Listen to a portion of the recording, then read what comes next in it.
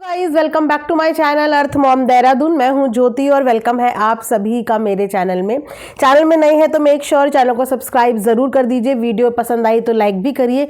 Comment section में comment करके ज़रूर बताइए कि आप सबको वीडियो कैसा लगा। ऑल्सो अपने ओपिनियन भी कमेंट सेक्शन में ज़रूर दिया कीजिए। अगर आप इस वीडियो के माध्यम से चैनल में नए जुड़े हैं तो साइड में आपको एक बेल नोटिफिकेशन भी मिलेगा, इसको भी हिट कर दीजिए ताकि मेरे आने वाली हर वीडियो का नोटिफिकेशन आप तक सबसे पहले पहुंच जाए। सो गाइज, सर्दी इतनी ज़्यादा पीक पे आई है कि मुझे सबसे ज़्यादा गर्म वाला अपना नाइट सूट पहनना ही पड़ा। आज मुझे पता है कि आप लोग सब कहने वाले हो, कुछ कहेंगे दीदी भालू लग रही हो, कुछ कहेंगे दीदी रैबिट लग रही हो, पर दीदी को ठंड इतनी ज़्यादा लग रही है कि दीदी को इस समय रैबिट बनना भी मंजूर है और भालू बनना भी मंजूर है। राइट, इतना गर्म ये नाइट सूट है कि इसके आगे बस और किसी चीज़ की ज़रूरत ही नहीं है। कैप भी आप देख रहे हो उसकी काफ़ी खुली डुल्ली है तो मज़ा भी आ रहा है। जादू वाली फीलिंग भी आ रही है। वो ऋतिक रोशन की मूवी में नहीं था जादू, तो कभी कभी मुझे जादू जैसी फीलिंग भी आ रही है। लेकिन फीलिंग से क्या करना, गर्म फीलिंग आनी चाहिए। यू नो, ठंड में अगर गर्म की फीलिंग आ रही है तो उससे बेस्ट फीलिंग कुछ हो ही नहीं सकती। अब क्या है ना गाइस, मैं टी लवर भी नहीं हूँ, मैं कॉफ़ी लवर भी नहीं हूँ, तो मुझे किस तरीके से अपने आप को गर्म रखना है, सिर्फ गर्म कपड़े पहनना ही मेरे लिए एक ऑप्शन हो जाता है। तो चलिए वीडियो में आगे बढ़ते हैं। अगर आप लोगों को ये वाला नाइट सूट लेना है जो कि एक्चुअली में काफ़ी वार्म है, और अगर आप मेरे जैसे गोल मटोल हेल्दी वेल्दी हो तो आपके लिए ये बहुत ही अमेजिंग साइज़ है, बहुत खुला डुल्ला है। प्राइस भी काफ़ी रीज़नेबल है अकॉर्डिंग टू द फैब्रिक और अकॉर्डिंग टू द वार्मनेस इसकी। तो मेरी इसी वीडियो के कमेंट सेक्शन में मैं कमेंट में पिन कर दूंगी इस नाइट सूट का लिंक, तो आप जाके वहाँ से बाय कर सकते हैं। तो चलिए फिर वीडियो में आगे बढ़ते हैं। छोटी बहू ने कंटेंट बनने से कर दिया इनकार और उसका नतीजा ये हुआ कि दोनों माँ बेटी उसको ट्रोल कराने के लिए दिल्ली छोड़ चुकी हैं। जहां अभी 4 दिन पहले छोटी बहू को भर भर के आशीर्वाद और प्यार मिल रहा था, वहां पे जाके आप उनका कल का वीडियो ज़रूर देखना कि किस तरीके से उनके कमेंट सेक्शन में नेगेटिविटी की भी बरसात होने लगी है। आखिर ऐसा क्यों हुआ, कैसे हुआ, कब हुआ और ये कब तक होगा, इसके बारे में हम लोग आज रिएक्शन वीडियो में बात करेंगे। जो व्लॉग्स हमने देखे हैं, यानी कि आंटी जी और ननद साहिबा और छोटे जो है राजकुमार, उनके वीडियो का कंबाइंड रिएक्शन इसमें मैं बनाऊंगी। आप लोग अपने ओपिनियन कमेंट सेक्शन में ज़रूर रखना और वीडियो को बिना स्किप करे हुए एंड तक ज़रूर देखना। अब आप लोगों को वो वाला सीन और सिचुएशन तो पता होगी ना, जहाँ पे इन्होंने फटाफट से गुड न्यूज़ आपस में एक्सचेंज करी और वहाँ पे अपनी प्रिय भाभी सा, अपनी प्रिय बहू सा, बहू रानी, अपनी प्रिय बहुरानी को और अपनी प्रिय भाभी को बताना ये लोग नहीं चाहते थे। जब ये चीज़ें ऑडियंस ने पकड़ ली तो ऑडियंस के ऊपर भड़का भी गया, ऑडियंस के ऊपर नाराज़ भी हुआ गया। उसके बाद ऑडियंस और रफ्तार से भड़की जब इन्होंने अपनी लाइव में, लड़ाका दीदी ने अपनी लाइव में ये स्टेटमेंट दे दिया कि अगर आप लोग ऐसे करेंगे तो फिर हम अकेला छोड़ देंगे उसको, है ना। एक तरीके की इनडायरेक्ट वे में धमकी दी और उसके बाद तो आप सब उनके पीछे पड़ गए। फिर क्या था, अगले ही दिन व्लॉग आता है, अगले ही दिन ननद साहिबा का भी व्लॉग आता है और आंटी जी ने भी अपनी छोटी बहू के नाम से टाइटल और थंबनेल बनाने शुरू कर दिए। कितना अच्छा कोइंसिडेंस है, राइट, क्योंकि ये मम्मी और ये बेटी दोनों अपना कंटेंट बहुत सोच समझ के डिसाइड करके डालती हैं। उसने बड़ी वाली बहू के लिए प्यार दिखाया तो यहाँ से आंटी भी बड़ी वाली बहू के लिए रोने के लिए आ गई। उसने छोटी वाली बहू को टारगेट करवाया तो यहाँ पे आंटी जी ने भी टाइटल और थंबनेल में छोटी वाली बहू को दुआ देने वालों को ये बोल दिया कि आपकी दुआओं में भी बद्दुआ दिख रही है, मेरी छोटी बहू किसी को कुछ नहीं बोलती तो उसको कुछ मत बोलिए, जबकि उसको कोई कुछ बोल ही नहीं रहा था। तो कहानी का जो सिलसिला है वो शुरू हुआ इस तरीके से कि जब ननद साहिबा लाइव करके भी कुछ भी हासिल नहीं कर पाई, उसके बाद ननद साहिबा ने बनाया व्लॉग। अब व्लॉग में ननद साहिबा ने अपने ऊपर कभी भी कोई भी आंच नहीं आने देती है, क्योंकि उनके आगे हमेशा उनकी भाभियां शील्ड बन के तैयार रहती हैं। हालांकि ये अक्सर बोलती ज़रूर है कि मैं अपनी भाभी के साथ हूँ, मैं अपनी भाभी के साथ हूँ, लेकिन भाभी के साथ ये होती कहाँ है। पिछली कंट्रोवर्सी में भी जब भाभी का कहीं नाम नहीं था, तो यही ननद साहिबा थी जिन्होंने ये स्टेटमेंट सोशल मीडिया पे दिया था कि जिस समय पे वो कम्युनिटी छापी जगत भैया ने, उस समय पे वो कम्युनिटी छापने वाली, छपवाने वाली और साथ में मेरी भाभी वहां पे मौजूद थी। हम में से इस बारे में किसी को आइडिया नहीं था, किसी को भी नहीं। लेकिन इनकी उस वीडियो के बाद जैसे ही भाभी का जिक्र हुआ, भाभी की ट्रोलिंग हो गई स्टार्ट। उसके बाद भाभी के साथ हूं, भाभी का कोई कुछ नहीं बिगाड़ सकता, भाभी का जो बिगड़ना है वो तो बिगड़ ही रहा है, रोक कहां पाए आप लोग। क्या वीडियो और शॉर्ट्स में ये दिखाना कि हम भाभी के साथ हैं ये सफिशिएंट होता है? आप लोगों के इस प्रोवोकिंग स्टेटमेंट के बाद वो और डबल स्पीड से ट्रोल होती है, और डबल स्पीड से, क्योंकि आप लोगों को जो लोग पसंद नहीं करते हैं, बेसिकली आप लोगों का कंटेंट पसंद नहीं करते हैं, और जब आप उसके नाम की माला जपते रहते हो तो वो आपको छोड़ के उस इंसान को पकड़ते हैं जिस इंसान की आप माला जप रहे हो। तो ये भी तो एक तरीके का डाइवर्ट करना हुआ ट्रोलिंग को। इस तरीके से बड़ी वाली भाभी के ऊपर प्यार दिखाया गया। अब जब सबके सवाल ये हुए कि भाई घर में इतनी बड़ी गुड न्यूज़ है, जो छोटे राजकुमार हैं उन्होंने नहीं बताया, आपकी मम्मी ने बोल के अपनी बेटी को फ़ोन लगवाया, तो वही मम्मी ये भी बोल सकती थी कि बड़ी भाभी को भी लगा दो, या फिर ननद साहिबा बोल सकती थी कि चलो बड़ी भाभी को भी लगा लो, साथ में कॉन्फ्रेंस। मतलब एक बार बोलता तो है इंसान, एक बार याद तो करता है, लेकिन कंटेंट के लिए याद करते हैं। अब उसके बाद क्या हुआ, जब ये व्लॉग बनाने आई तो इन्होंने व्लॉग में साफ जिम्मेदारी लेने से मना कर दिया कि भाई मेरी थोड़ी थी जो मैं जाके किसी को बताऊंगी, जो मैं जाके किसी के रिएक्शंस कवर करूंगी। मेरी प्रेगनेंसी होती तो मेरी जिम्मेदारी थी, ये तो उनकी प्रेगनेंसी है ना, ये तो उनको बताना चाहिए कि उनको किसके रिएक्शंस लेने हैं, किसके रिएक्शंस नहीं लेने। इसका साफ मतलब है कि मेरा पीछा छोड़ो, मेरा पल्ला छोड़ो, इसमें मेरी कोई गलती नहीं है। उनको पकड़ो जिनकी प्रेगनेंसी है, क्योंकि उन्होंने नहीं बताया, क्योंकि उन्होंने नहीं बताया। तो उन्होंने कभी अपनी बड़ी भाभी के नाम का कंटेंट भी तो नहीं बनाया, कभी उस देवरानी ने अपनी जेठानी के नाम की वीडियोस पे वीडियोस छापी ही नहीं।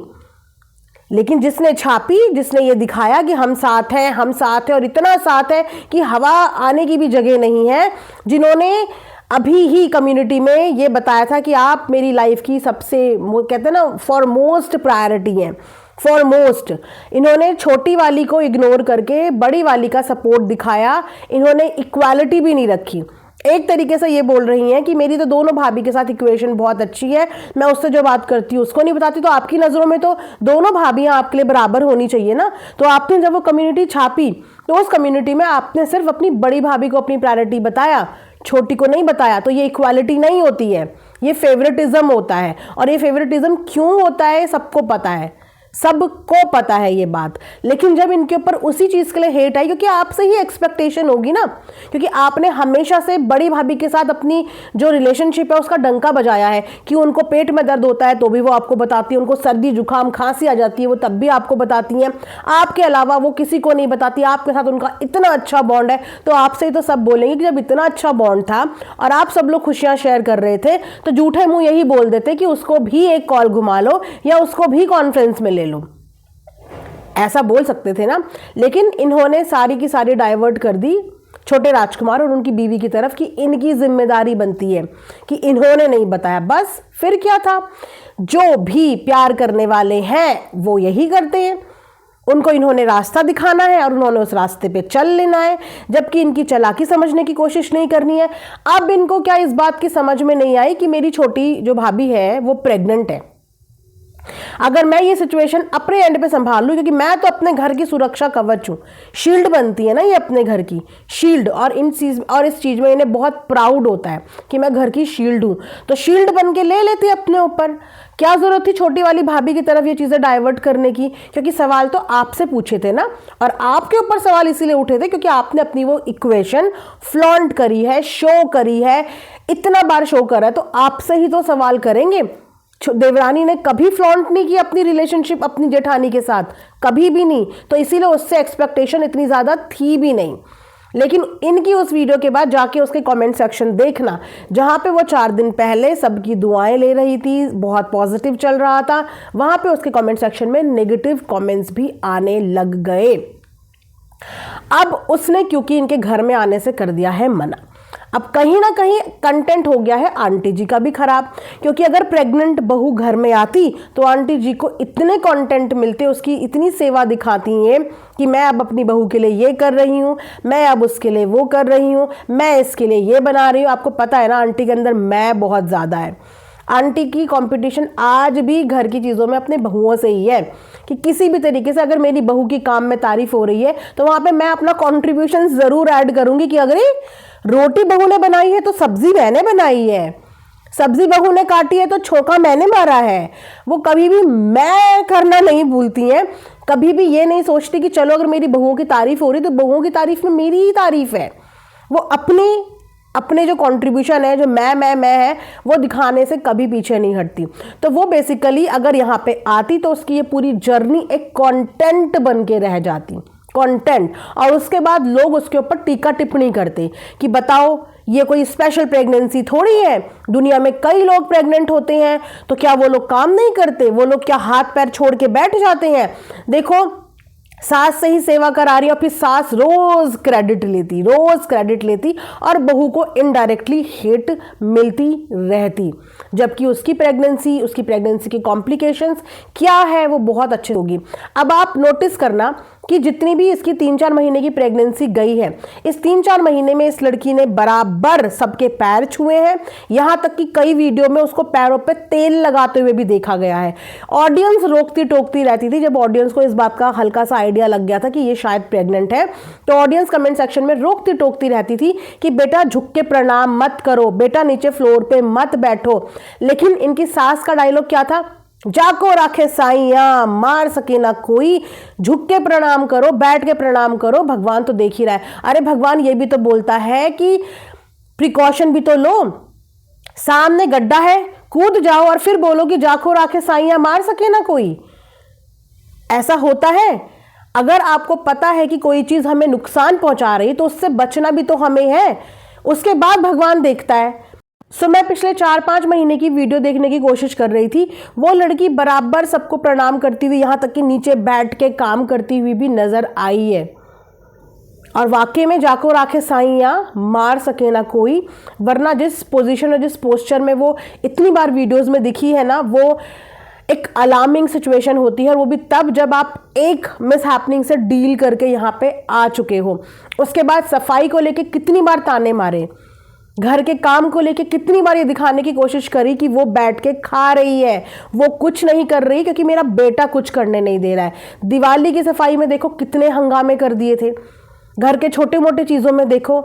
इनको तो पता था ना बहू प्रेग्नेंट है, लेकिन इन्होंने उस समय पे भी उसको कंटेंट बनाने से बाज नहीं आई, और बराबर इस 4-5 महीनों में उसके ऊपर कामचोरी का टैग लगा, काम ना करने का टैग लगा। तो अगर अब वो वापस से यहाँ पे आ जाती हैं तो आंटी जी वापस से एक अच्छी सास बनने का यहाँ पे नाटक करेंगे, और उसके बाद बहू को वापस से हेट मिलेगी, जो नेगेटिविटी उसके लिए इस वक्त पे सही नहीं है। तो इसीलिए भी ये लोग कहीं ना कहीं उससे कहते हैं ना कि खिसिया गए हैं।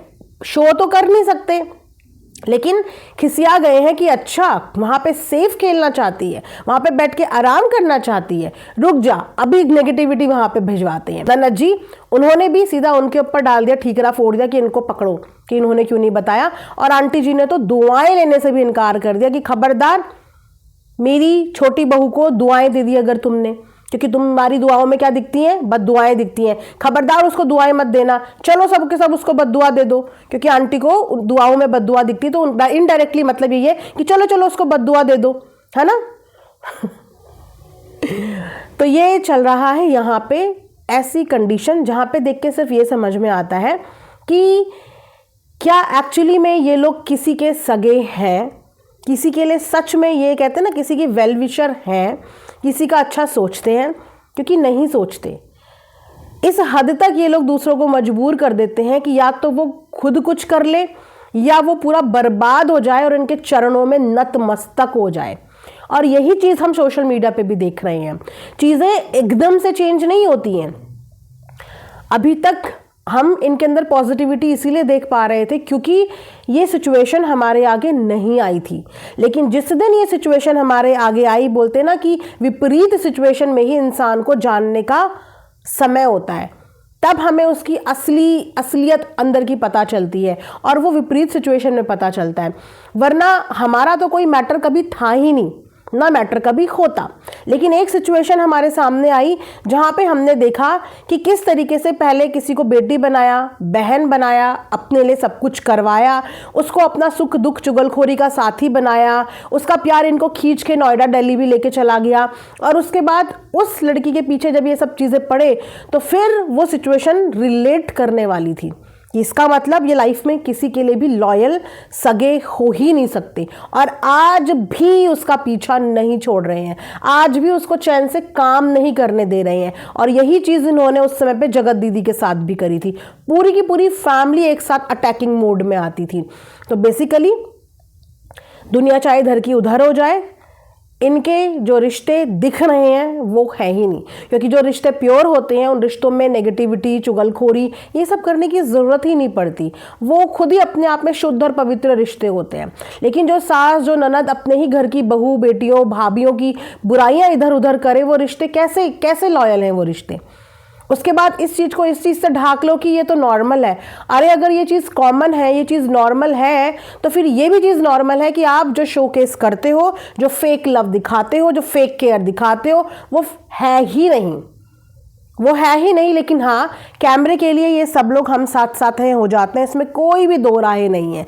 लेकिन हमें तो जो दिखेगा, जो फील होगा, हम वही बोलेंगे ना। तो हमें तो अभी यही फील हो रहा है कि अभी टारगेट के निशाने पे है छोटी बहू, और पूरी कोशिश की जा रही है कि छोटी बहू घर आए ताकि उससे कंटेंट मिल जाए, उसकी प्रेगनेंसी जर्नी का कंटेंट हाईजैक कर लिया जाए और अपनी जो है साइड का कंट्रीब्यूशन दिखाया जाए। 4-5 महीने तक भी तो थी वो इनके साथ, उस समय दिखाना चाहिए था ना केयर उसके लिए। उस समय तो उसको ट्रोल करवाया, उस समय उसको हेट पढ़वाई, काम चोरी का टैग दिला दिया, काम ना करने का टैग दिला दिया। तो जब वो उस 4 महीने की जर्नी से निकल के आ गई है, अब बाकी के टाइम वो स्मूथ जीना चाहती है, तो आई थिंक उसको स्मूथ जीने देना चाहिए। सो मैं भी अपने कमेंट सेक्शन में आप लोगों से स्पेशल रिक्वेस्ट करूंगी कि आप चाहे किसी को भी प्यार करते हो, किसी को भी, लेकिन अगर कोई लेडी प्रेग्नेंट है, वो एक जिंदगी को अपनी कोख में पाल रही है, तो ऐसी लेडी को गलत नहीं बोलना चाहिए, चाहे वो कितनी भी गलत हो, क्योंकि उसके अंदर एक जान पल रही है। उसको दुख देने का मतलब, उसको दुखी करने का मतलब, उसको नेगेटिव बोलने का मतलब कि हम उसके अंदर जो जान पल रही है उसको भी नेगेटिविटी दे रहे हैं, और ये चीज़ें अच्छी नहीं होती हैं। इसीलिए आप सब भी उसको बिल्कुल भी नेगेटिव कमेंट मत करिए, मुझे ऐसा लगता है। बाकी आप लोग प्लीज़ कमेंट सेक्शन में अपने ओपिनियन बताना। मिलेंगे नेक्स्ट वीडियो में, तब तक अपना ध्यान रखिए। Thanks for watching Earth Mom Dehradun. Bye bye, take care, love you all.